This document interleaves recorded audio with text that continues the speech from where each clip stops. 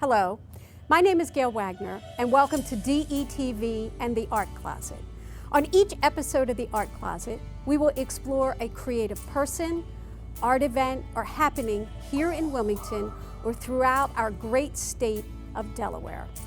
Through interviews and visits, you'll find out about local theater, museums, music, dance, independent film, yes, there are films made here in Delaware, and all forms and aspects of the arts, just waiting for you to find it. Come with us here at DETV and discover the arts in Delaware.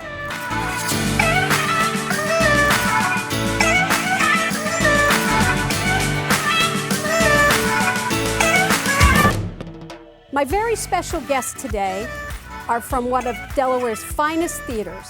I'm talking about Bootless Stageworks. Here in the studio, I have Roseanne Delaversano and Sean Yates. Now, give us a little history about your theater. Well, Bootless actually started as part of the Art Club. We were one of the guilds. The president at the time had asked us to resurrect the Players Guild, and we did that. We named it Art Club Theater. We started to do some shows that included the locals of Arden and some other residents of Delaware. We had a lot of fun, but we kind of outgrew it very quickly. So the board of Art Club Theater said we need to do something a little different, and we want to make it a little bit more professional even. So we wanted to pay our actors as opposed to actors having to pay to be part of the guild and perform. So we set out on our own in 2006 and became our own nonprofit. We named ourselves Bootless Artworks at the time because we were going to encompass a lot of different arts, not just theater. And we had a board retreat one year, and Irv Gross was a board member at the time, and he's a Wharton professor in business, and he looked at us and says, we got to get it together. We don't really know what's going on here. We don't know who you are with artworks and things. So we revamped our mission, vision, and values. We renamed ourselves. We started to brand ourselves into a professional theater company, and we targeted our mission for emerging artists so that we knew where we were going, and that's where we are today. We support emerging artists. We pay all of our actors, our designers, our directors, our musicians. The only people who aren't paid are the board members and the volunteers that show up to help us usher shows. Otherwise, we're paying you because we think it's important that artists are paid for their work. That makes sense. And you and Jim, who I understand is under the weather and sorry you couldn't be here tonight, your husband Jim, were really the driving force between getting Bootless up and going, correct? Yes. Most of the board members, the founding board members, are no longer with us. They keep us in their thoughts and prayers as we head out into this world of theater. But again, Jim was a professional orchestral conductor for a few years in the New Jersey and New York area. You're classically trained yourself. I'm classically trained vocalist, yes. Yes, I said an opera singer. Opera singer. But it was important that we kept that going in the fact of, again, you're looking at these artists who a lot of times, from actor to musician to comedian, you know, they don't get paid. Right. And you can't live on wishes and prayers and exposure, you know? know? Yeah, it's going to be good exposure for you. But, and that's what's so nice about Bootless is it is a professional theater. So Sean, how'd you get involved in all this? Well, when I first moved to the Philadelphia area, I went to a big cattle call audition. At the time, they were the Greater Philadelphia annual auditions. They've changed through several hands, but one of the people that called me back from that was Roseanne, and I got an email one day, like a few months later, asking me to come out and audition for the role of Ben in Star Wars the Musical. And I racked my brain, being a big nerd myself, being like, there's only one Ben in Star Wars. It's Ben Kenobi. Surely it's a musical. It must be like some minor character that dies in the first scene or something. And sure enough, they asked me to come in and audition for Ben Kenobi Nice. and cast me after a very amusing audition, which as I recall, Jim could not stop laughing because I had a very just modern audition song, and they asked me to sing it like Jean Valjean, and so it's just kind of poppy modern song done in this very formal Jean Valjean, and they just were cracking up, so I knew I had a great audition, and we did that show, and then the next summer they announced auditions for one new musical called the Texas Chainsaw Musical. And we're gonna talk a little bit about that. Yeah. When most other theaters are wrapping up their season and kind of doing like either taking their summer hiatus, some of them do camps. Bootless does one of the most popular shows of their season, which is a blood play. Yeah. You know, it's like the chill in the summer, but it's a musical and it's funny. So tell us, how did you start that, and then tell us what you have going on this year. Well, this goes back to when we were at Arden, and our board member, Jimmy Gasparo, had seen Evil Dead the musical in New York. And he comes down to a meeting and he says, listen, we got to try to figure this out and see if we can get this, because it's hysterical. And if you're an Evil Dead fan, you know, you knew this was a must. And I'm an Evil Dead fan. So I'm a Bruce Campbell fan, really. And so we applied for the rights, and we get the rights. I'm giddy as everything. And I call my husband up and I say, Jim, we got the rights to Evil Dead. And he was somewhere that was very noisy, and he kept thinking, he goes, oh my God, Diva is dead, our dog. He thinks the dog's dying, and I'm crying because the dog is dead. And I was like, no, Evil Dead, we have it. She goes, oh my God. So we get that, we do that on a October, November spot when we did that, when we first started it. But we knew we wanted to make that special, and we actually made it rain blood inside of Arden Guild Hall. With the rain curtain? Yes, on the audience, because you sit in the splatter zone. Yeah, we're going to talk about the splatter zone too. So, you know, and it was from that we kept saying, we're on to something. So when we went out onto our own and we were looking for a new spot and raising money, we did it again at the Belanca airplane hangar in Newcastle. And again, we hook up our sprinklers and make it rain blood. But, you know, it's one of those where you look and you say, this is something people like this. It's not just Evil Dead. They like that horror film and the camp that goes with it when you turn it into a musical. So we started searching. And the next one I found was Texas Chainsaw Musical is what they call it, yes.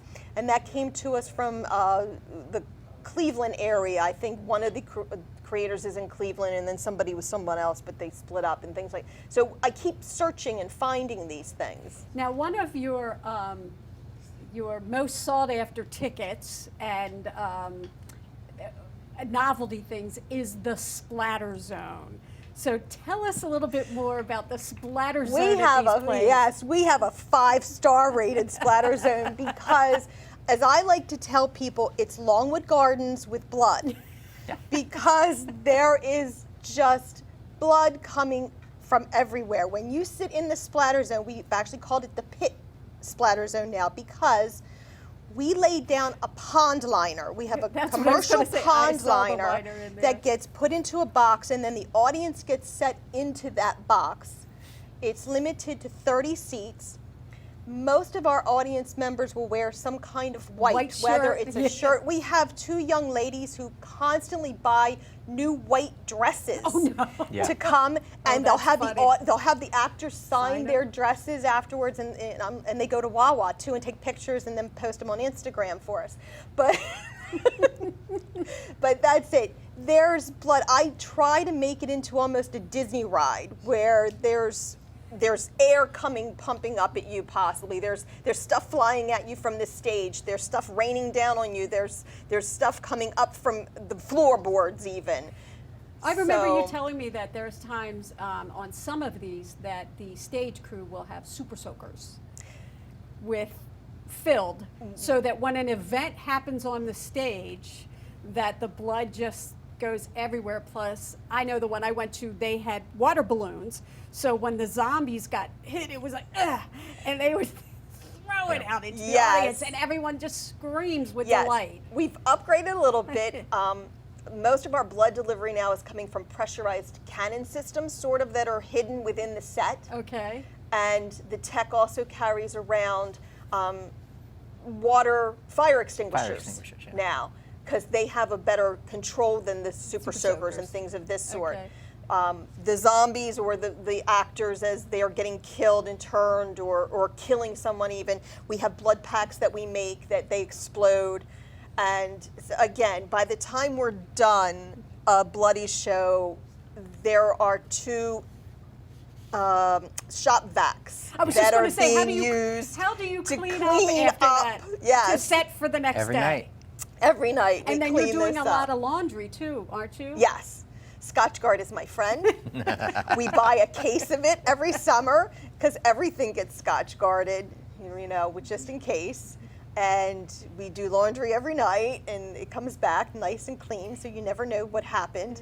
Except if you look on the ceiling of the theater, there's blood up there usually. Yeah. So even with talking about the costumes, because I remember one time going and helping you actually have duplicates. You have the before they're turned and after they're turned. So, Yes. So you have them change into that, and those all have to be washed. So, so it's actually double Yes. every night that gets washed. And with them wearing jeans that are heavy and overalls for Evil Dead and things, it's real fun to wait until 2 and 3 o'clock in the morning to finish the laundry. To do the laundry. I mean, there's been the occasional time where we get the laundry back the next day and it's still a little damp. A little damp. Didn't have time to totally dry. It's usually the matinee when there were matinees. Right. Yeah. So one of the things that I personally love best about Bootless is they're not afraid. You're not afraid to do anything. You do what is unconventional because, we see other theaters that'll be doing the same things. You all don't do that. You don't do Disney unless it's spoofing it. So how did you get to where this was your niche? Again, it came back to Irv Gross and this board retreat we were doing. He looked at us and he said, what is going to make us special? What is going to set us apart from every other theater, not just in Delaware, but in the area? You're competing with Philadelphia. Yeah. That's your market that you're up against. What are you doing to set yourself aside? And we took a hard look and we said, it's really the fact that no one explores the new works or the lesser known works. Everyone is trying to make money because they have bills to pay. Right. Okay, Drama-League has a mortgage, they have to pay electric, all these things. Exactly. It's very difficult to do a show that's not Going with a to- marquee right. that someone recognizes, large cast, brings in more Money, seats, absolutely, okay, and things of this absolutely. sort. So, to do something like Venus and Fur, where there are 2 actors, that's it, okay, and they were both from New York, so it's not like they had a lot of people around here Friends coming here to that see. were gonna come. And you have to sell that. You have to be strong on your convictions of what product you're doing is a good product and it's worth people coming to see. And that goes back to hiring the right actors and making sure our actors, our musicians, everybody there is on the same page, and we're working as a cohesive ensemble to put out the very best we can put out. And one of the things too that I noticed about Bootless is that you have a very loyal following. Like you said, you have 2 actors that were from New York. It's not going to be their friends and family coming. It's going to be your patrons. And you have a very loyal following that comes to your shows. And we are growing it. We are so happy. Every time we do something, we get 1 or 2 people who specifically come up and go, I've never been here before, and I can't wait to come back. Yeah. That's what happened when I sat next to the 2 women at Orange is the New Musical. Yes. They saw it and they're like, we've never been here. And I said, well, they have really cool shows. And it's not just the theater that we do, because right now we're hosting monthly comedy show. We have a monthly open mic night. And we had a comedy show last weekend where a lot of the people were completely new to us. And there was a group of folks that came in and said, we've never been here before. We didn't even know you were here. But this is so cool. The whole setup, we're digging the vibe, and we're coming back. Where do I sign up to get your emails? Where do I, you have Facebook, you have Twitter, you have, yes, and I've seen them join. Nice. I know that they're there, so. You can't, that's great. Now, word of mouth is great. Yes, absolutely. And those kind of things that bring in new people, they always help grow your patrons. Now, you spoke briefly, you were at Arden, you were at Belanca, as I say it, and you're in the basement of St. Stephen's Church. Now, I'm not sure how many other were in between, but you were kind of transient for a little while. We were homeless, yes. We were a gypsy troupe for a while, and out of the goodness of the heart is where we found space. We have also been in a church up off of Philadelphia Pike for a little while when it was Reach Academy. We were put up by Pet Nero at the riverfront before the riverfront was redeveloped and the stores were belly up and empty. So we performed in an old famous footwear store for one time. And I actually think the store that they gave us the next time wasn't actually a store, but it might have been a Democratic National Committee office or something. I remember walking in and seeing a lot of Biden things. So we were in there. Wherever we could fit is where we did theater, because again, we don't shy away from the shows that we do, but we also are really committed to the fact that theater fits anywhere. And you really show the perseverance of your theater to move from these places, still maintain the quality and still maintain your niche for doing this. So now you're putting on very unconventional shows in the basement of a church. Yes. Tell us how that one happened. We were looking for a space, and Jim and I were asked to come sing an Easter service at another Lutheran church where a friend of ours was the music director. And she said, you might want to talk to the pastor here. They have a very large social hall, and maybe they can help you come in here. And I said, okay. We went to the pastor. He says, I can't do anything.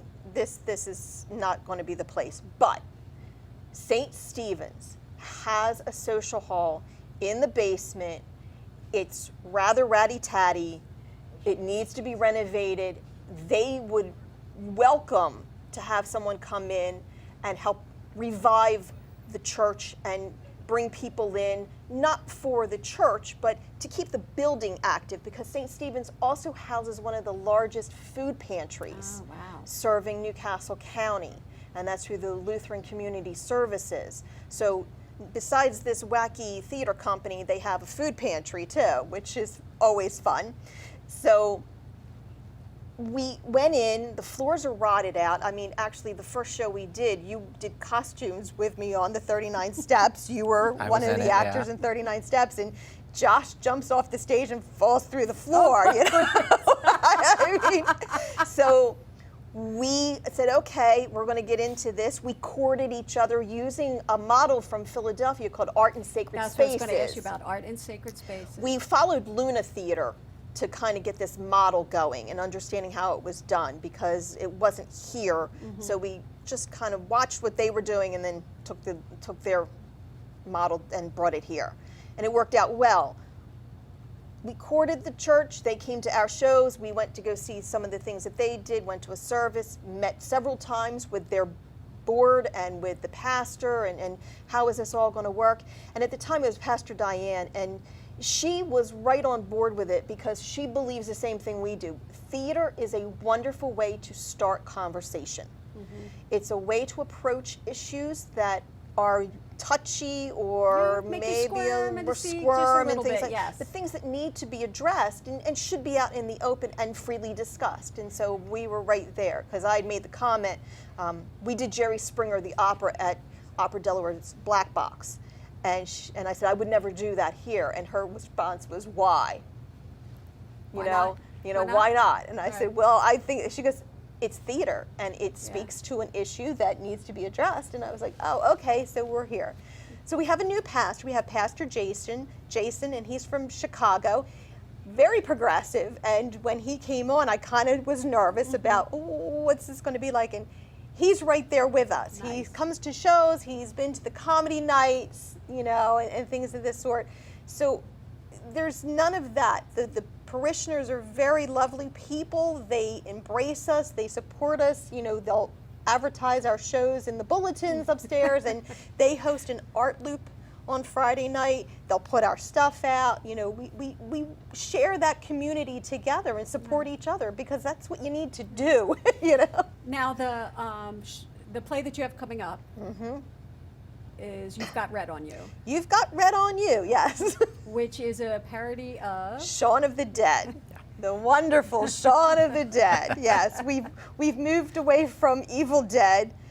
We've covered Musical of the Living Dead, which is Night of the Living Dead. That was done for us by Brad and Mark, who are part co-creators on You've Got Red on You as well. Okay. And they are in Chicago. So we have that. And what we did with this was we asked Brad and Mark to give us the basics of this parody musical that we could make bloody, of course, for the summer show. And they send us a script. We hired one of our musicians, Joe Eigenbrot, to score the music. Brad and Mark wrote lyrics. Then what happened was, as we're working through this, because a new work needs, you know, needs work. workshopping Yep. and working and everything else. So we employed the cast as well. So we get together, and as we're doing rehearsals, we're looking at the script. We're saying what works, what doesn't work. I rely on Sean a lot. Sean plays Sean, I was just gonna which say, is it's Sean. beautiful. Yeah, I play You know, Sean. he plays Sean. I don't have to worry about learning another name. And so it's like, he's a big you can speak to that, of your fandom of Shaun of the Dead. Well, yeah, no. Not part of the trick with making a new musical is finding out where the songs go, finding out the film is in an order because you can go to anywhere. So finding out how to turn several locations into as few as possible, so you're not having to change the set every 2 minutes. and things. So And by so letting the audience use their imagination, but be familiar what's there. yeah, and so it's a matter of making things work, and sometimes things don't work, and you change the end of the show in the middle of the run. And we did that, yes. We did that the So last we're time. starting to run out of some time here, Yeah. but so when is You've Got Red on You? When will that be staged? That is July. Oh my goodness. 13th? No, 12th and 13th. 12th and 13th, yeah. 19th and 20th. Okay. Yeah. It's so close every year. I always get the dates Yeah. mixed up. Please visit our website. That's my next question. So yeah. now, if they want to get tickets, So they would go to the website, yes. which is www.bootless.org. okay. And they can go to like you on Facebook, and that they can also Follow click us through on and- Twitter. yeah. We're on Instagram. Instagram. Yep. We're everywhere we can be. So real quick, tell us what's in your next season. Next season, this is boy. really going to be fun. We are opening with Calendar Girls, which is the movie with Helen Mirren about the old ladies who raise money for the church. So we're pulling in a lot of what I call the Denzians of theater in Newcastle County, because it's going to have Kathy Buterball, it's going to have Carol Van Zorn, it's going to have Ruth Brown. And this is your nude season, is your This theme? is the nude, yes. It's kind of Bootless goes nude. So after we get done Calendar Girls, we then head into Grinder the Opera. And that is an original work. It's coming to us. It just finished on the West End, or the off-West End. Like we have off-Broadway, they have off-West End. In England. And it won an award out there, and that's by Eric Ransom. I think that's how you say his name. So you have Grinder the Opera. It's really interesting. And then we go into Porn Awards the Musical. And this comes to us from LA. I love to pull things from the LA Fringe. Orange from the New Musical came from there.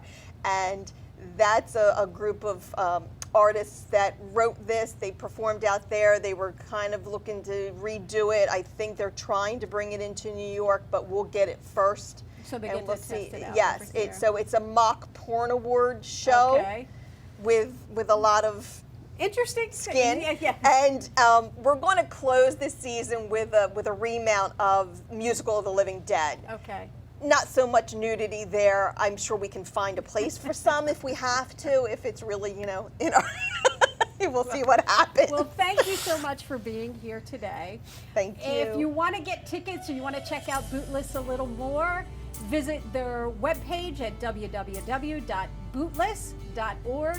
Like them on Facebook, you can follow along, and you can always make a donation because theaters always need money to be able to put on the next show. Thank you again, Roseanne. Thank you, you. Sean, Thank so you. much for being here today. I appreciate you taking time out and coming and telling us about your wonderful theater. It does the unconventional, and that's just wonderful. So thank you so much. Thank you. Make sure that you stop and visit us again here on DETV and the Art Closet. We've got more art coming your way. Thank you.